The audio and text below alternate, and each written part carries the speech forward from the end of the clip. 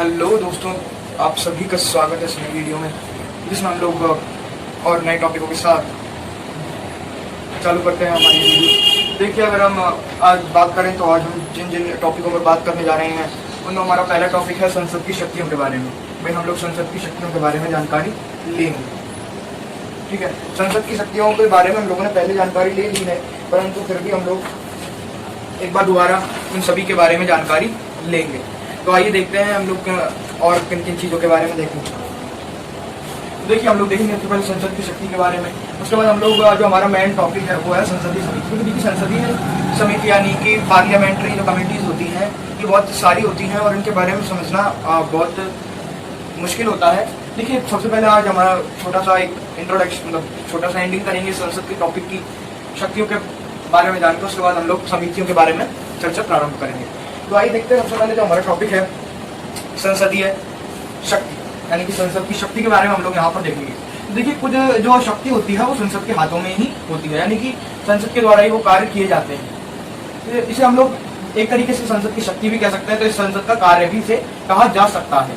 ऐसा जरूरी नहीं कि इसे शक्ति कहा जाए, क्योंकि शक्ति का मतलब होता है कि वो पावर सिर्फ उन्हीं के पास है, यानी कि वो वैसे तो पावर इन्हीं के पास है, पर ऐसी कोई अनोखी पावर नहीं है। जैसे आपातकाल जैसे कोई ऐसी अनोखी पावर जैसे राष्ट्रपति के पास है, ऐसी कोई पावर इनके पास अनोखी नहीं है।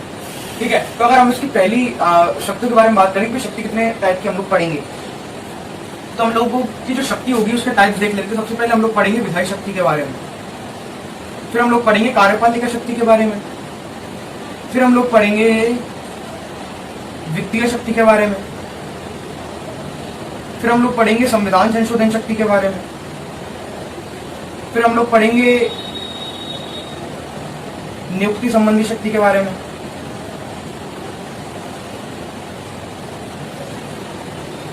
ठीक है। इन चीजों के बारे में हम लोग जानकारी लेंगे। तो आइए देखते हैं, हमारा पहला बिंदु है विधायी शक्ति। देखिए, जो विधायी का मतलब होता है यानी कि विधेयक, यानी कि जिससे विधेयकों को पारित किया जाता है। विधेयकों को कानून का पहला रूप समझ सकते हैं, यानी कि छोटा कानून, आप यानी कि कानून बनने से पहले कानून को विधेयक कहा जाता है। विधेयक, अब देखिए, संसद के दो सदन है, पहला है राज्यसभा और दूसरा है लोकसभा। देखिए, लोकसभा या राज्यसभा किसी भी सदन में आप बिल को पहले रखवा सकते हैं, चाहे आप राज्यसभा में रखवाए चाहे लोकसभा में रखवाए, किसी भी में रखवा सकते हैं, बट दोनों में से ही पास होना जरूरी है। जो बिल आप रखवा रहे हैं उसे दोनों से पास होना जरूरी है। ये बजट के लिए होता है। अब देखिए, अगर आप कोई बिल अगर किसी भी सदन में रखवाया जाता है, मान लीजिए हम एग्जाम्पल से देखें तो लोकसभा में बिल रखवाया जाता है नागरिकता संशोधन अधिनियम, यानी कि CAA बिल रखवाया गया। अब CAA को लोकसभा में जो बहुमत है उसके द्वारा पारित कर दिया गया, क्योंकि लोकसभा में बहुमत है सत्ता दल का, तो वो पारित हो जाएगा। उसके बाद वह राज्यसभा में जाता है और राज्यसभा उसको बिल को जो है वो अपने सदन में रखवाएगा और सदन में उस बिल को राज्यसभा में पारित किया जाएगा। अब यहाँ पर देखने वाली बात यह है कि माना कि भाई लोकसभा में जो ये बिल है CAA, ये गृह मंत्रालय के अंतर्गत आता है। तो गृह मंत्रालय के जो मंत्री हैं, यानी कि कैबिनेट मंत्री, गृह मंत्री कौन है? अमित शाह। अमित शाह ने इस बिल को जो है लोकसभा में रखवाया। लोकसभा में जब इस बिल को रखवाया है तो वही जब लोकसभा से पारित हो जाएगा तो राज्यसभा में जाकर वही इस बिल का उच्चारण करेंगे, यानी कि इस बिल को राज्यसभा में रखवाएंगे। ठीक है, अगर मान लीजिए अगर वे राज्यसभा से चुने हुए होते, जैसे जो हमारे वित्त मंत्री थे, वित्त मंत्री अरुण जेटली, इससे पहले वाली लोकसभा के, वो राज्यसभा के सदस्य थे, परंतु जब भी बजट रखवाया जाता था तो बजट लोकसभा में रखवाया जाता है, तो वे बजट को लोकसभा में ही रखवाते थे। ठीक है, क्योंकि और वे राज्यसभा के सदस्य होते हुए लोकसभा में आकर बजट को रखवाते थे। इस तरह जो भी व्यक्ति अपना जो कानून या विधेयक लेकर आता है वही व्यक्ति उसे दूसरे सदन में भी प्रस्तुत करवाता है। अब अगर दोनों सदनों से पास हो जाएगा तो वो जाएगा किसके पास? राष्ट्रपति के पास। राष्ट्रपति उस पर क्या कर देगा? हस्ताक्षर कर देगा। अब देखिए, ये तो हुई पहली विधायी शक्ति। हम लोगों ने लोकसभा और राज्यसभा को कंपेरेटिवली पढ़ा था, उसमें हम लोगों ने देखा था कि विधायी शक्ति में जो बजट की शक्ति है, बजट की शक्ति को देखो बाद में देख लेंगे, क्योंकि बजट के नाम पे हम लोगों ने वित्तीय शक्ति देखी है। वित्तीय शक्ति में और बजट के अलावा और भी अन्य चीजें हैं। देखिए, हम लोगों ने देखा था कि राज्यसभा को यह पावर है कि वह राज्य सूची के जो विषय हैं, यानी कि स्टेट लिस्ट के जो सब्जेक्ट्स हैं, उन्हें सेंट्रल लिस्ट में एनरोल करा सकती है। ये किसके पास पावर है? ये पावर है राज्यसभा के पास। इससे संबंधित कोई भी पावर, यानी कि इससे रिलेटेड कोई भी पावर किसके पास नहीं है? लोकसभा के पास नहीं है। तो ये पावर किसके पास है? राज्यसभा के पास मेनली पावर है। अगर हम लोग बात करें कार्यपालिका शक्ति के बारे में, तो कार्यपालिका का मतलब हम लोगों ने देखा था कार्यपालिका में कौन कौन आते हैं। कार्यपालिका में आते हैं प्रधानमंत्री, प्रधानमंत्री की मंत्रिपरिषद और राष्ट्रपति। ठीक है, ये कार्यपालिका में आते हैं। अब देखिए, संसद का कार्यपालिका से क्या योगदान रहता है। देखिए संसद में दो तरीके के दल होते हैं, एक तो होता है सत्ता दल यानी कि जिसकी बहुमत होता है, दूसरा होता है विपक्षी दल जिसका बहुमत नहीं होता है। तो देखिए जो सत्ता दल होता है वो तो अपना काम करता है, जबकि जो विपक्ष होता है वह सत्ता दल से प्रश्न पूछ सकता है। आगे हम लोग देखेंगे संसद का जो हमारा टॉपिक चल रहा है इसमें कि भाई तीन तरीके के कई प्रकार के काल होते हैं संसद का, जो कैसे चलाई जाती है संसद। प्रश्न काल होता है, शून्य काल होता है, कई प्रकार के काल होते हैं। तो उन सब में ये प्रश्न पूछे जाते हैं। किसके द्वारा पूछे जाते हैं? विपक्ष के द्वारा पूछे जाएंगे। किससे? सत्ता दल से। तो ये सब कार्य किसके द्वारा किया जाता है? संसद के द्वारा, यानी कि संसद के सदस्यों के द्वारा। कार्यपालिका शक्ति है कि भी कार्यपालिका से प्रश्न पूछ सकते हैं उनसे संबंधित विभागों से, यानी कि जैसे कि गृह मंत्री अमित शाह से प्रश्न पूछा जा सकता है कि भाई उन्होंने धारा 370 को क्यों हटाया, या इससे कश्मीर पर क्या प्रभाव पड़ेगा, या भी प्रश्न पूछे जा सकते हैं और इनका जवाब देना आवश्यक होता है। ये होती है उनकी कार्यपालिका शक्ति। अगर हम लोग बात करें वित्तीय शक्ति के बारे में, तो देखिए जो देश का संपूर्ण वित्त होता है वो संसद के पास ही होता है, यानी कि लोकसभा के पास ही देश का संपूर्ण वित्त होता है, यानी कि धन होता है। देखिए जो बजट है वो राष्ट्रपति की स्वीकृति से किसमें रखवाया जाता है? लोकसभा में रखवाया जाता है। कौन रखवाता है? वित्त मंत्री रखवाता है। और वित्त मंत्री जब उसको रखवाता है तो लोकसभा में पारित होता है और 14 दिन तक राज्यसभा में रहता है, उसके बाद वो अपने आप पारित हो जाता है। ठीक है, पर अगर ऐसा आ जाए कि भाई कभी कोई आपातकाल की स्थिति आ जाए या ऐसी कोई परेशानी आ जाए कि उससे ज्यादा उनको पैसा चाहिए किसी चीज के लिए, यानी कि जैसे बिहार में बाढ़ आ जाए और बिहार में बाढ़ के लिए 200 करोड़ रुपए और राहत सामग्री के लिए चाहिए, तो उस समय राहत सामग्री के लिए जो 200 करोड़ रुपए लगेंगे वो कौन देगा? सत्ता दल देगा, यानी कि सरकार देगी। और सरकार उसके बाद जब भी संसद का सत्र चलेगा तो सरकार संसद के सत्र में उस 200 करोड़ का हिसाब संसद को देगी और संसद उससे वह जो बजट है वो 200 करोड़ का और पारित कर देगा। यानी कि मेन शक्ति जो पावर होती है वो किसके हाथ में होती है? संसद के हाथ में होती है। ये हो गया हमारा वित्तीय शक्ति। अब देखते हैं हम लोग संविधान संशोधन शक्ति। अब देखिए संविधान में संशोधन का जो कार्य है वो किसके द्वारा किया जाता है? फाइनली संसद के द्वारा ही, क्योंकि संसद के पास ही वह शक्ति होती है कि वो संविधान में संशोधन कर सकती है। ठीक है, अब अलग अलग ऑर्डिनेंस लाए जाते हैं, विधेयक लाए जाते हैं जिनसे संविधान में परिवर्तन किया जा सकता है। अब देखिए परिवर्तन भी कई प्रकार का होता है, जैसे कि कई प्रकार के परिवर्तन थी संविधान संशोधन की शक्ति हम लोग देख रहे थे। तो भाई जो संविधान संशोधन है वो अलग अलग प्रकार से होता है।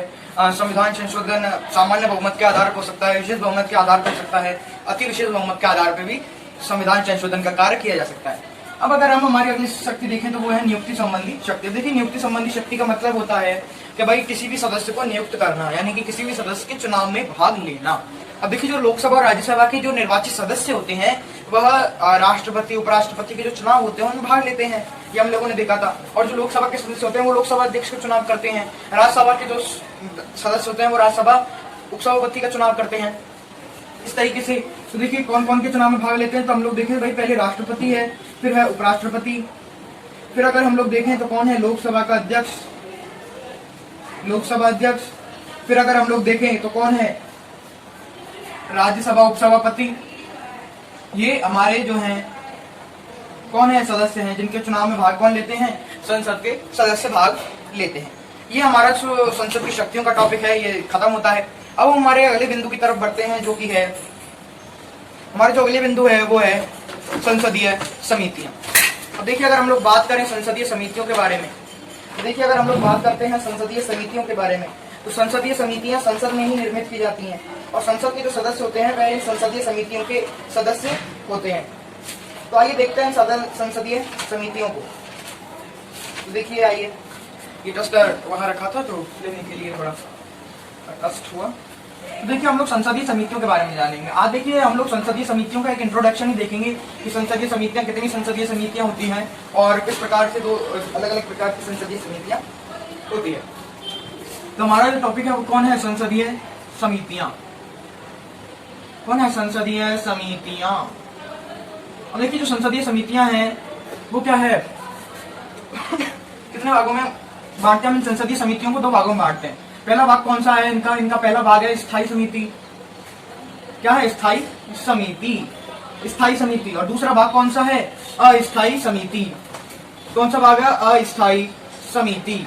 अब देखिए अगर हम लोग बात करें स्थायी समिति और स्थायी समिति के बारे में, तो देखिए स्थायी समिति का मतलब होता है स्थायित्व प्राप्त करने वाली समिति, यानी कि वे समितियां जो सदैव किसमें होती हैं? संसद में उपस्थित होती हैं, यानी कि संसद में बनी रहती है। और अस्थायी समितियां जो किसी विशेष कार्य के लिए अपॉइंट की जाती हैं वह अस्थायी समिति होती है।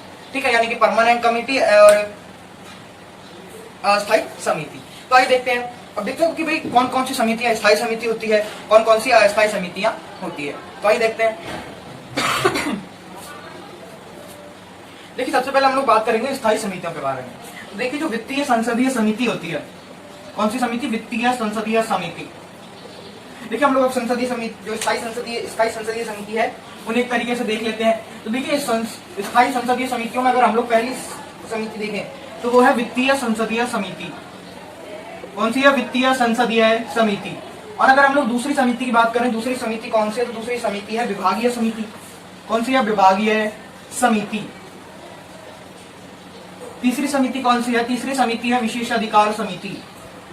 कौन सी है? विशेषाधिकार समिति। देखिए इन समितियों के अपने अलग अलग काम हैं, सबके सभी समितियों के। विशेषाधिकार समिति के बाद अगर बात करें तो इसके बाद जो हमारे वर्ग बटे हुए हैं, अनुसूचित जाति अनुसूचित जनजाति, उनके आधार पर समिति बनी हुई है। अब SC ST समिति है। कौन सी है? ST SC समिति है। उसके बाद अगर हम लोग देखें तो अगली समिति है विधायन समिति। कौन सी है? विधायन समिति। ये समिति किसके अंतर्गत आती है? ये समिति आती है संसदीय समितियां में आती हैं, और संसदीय समितियों में भी स्थायी समितियां जो होती है वो कितनी होती है? स्थायी समितियां 1 2 3 4 5, यानी 5 स्थायी समितियां होती है। कौन कौन सी? वित्तीय संसदीय समिति, विशेषाधिकार समिति, विभागीय समिति, ST SC समिति और विधायन समिति। अब हम लोग बात करते हैं हमारी अस्थायी समितियों के बारे में। किसके बारे में बात करते हैं? अस्थायी समितियों के बारे में। तो भाई अस्थायी समितियां कौन कौन सी होती है? देखिए जो अस्थायी समिति है उन्हें प्रदर्थ समिति भी कहा जाता है। प्रदर्थ का मतलब होता है कि अपने अर्थ के लिए उत्पन्न की गई। प्रदर्थ का मतलब होता है अपने अर्थ के लिए उत्पन्न की गई, यानी कि किसी विशेष कार्य के लिए जब किसी विशेष चीज को उत्पन्न किया जाता है तो वह होती है प्रदर्थ। जैसे कि किसी विशेष काम के लिए किसी समिति को बनाया गया है तो वह प्रदर्थ समिति है। जैसे कि एक समिति आती है हमारे प्रवर समिति। कौन सी समिति? प्रवर समिति। यही से हम लोग बोल सकते हैं संयुक्त प्रवर समिति, या प्रवर समिति, या संयुक्त प्रवर समिति। एक तो है या प्रवर समिति या संयुक्त प्रवर समिति, ये इसके दोनों नाम है, संयुक्त प्रवर समिति। अब हम अगर बात करें हमारी दूसरी समिति के बारे में, जो अस्थायी समिति है वह है संयुक्त संसदीय समिति। क्या? संयुक्त संसदीय समिति। कौन सी है? संयुक्त संसदीय समिति। ये हमारी कौन सी है? अस्थायी समितियां। अब देखिए आज हम लोगों ने स्थायी समितियों के और अस्थायी समितियों के नाम जाने थे। अब कल से हम एक एक समिति को, यानी कि कल की वीडियो में हम लोग एक एक समिति को खुलकर एकदम अच्छे से एक्सप्लेन करेंगे और समझने का प्रयास करेंगे।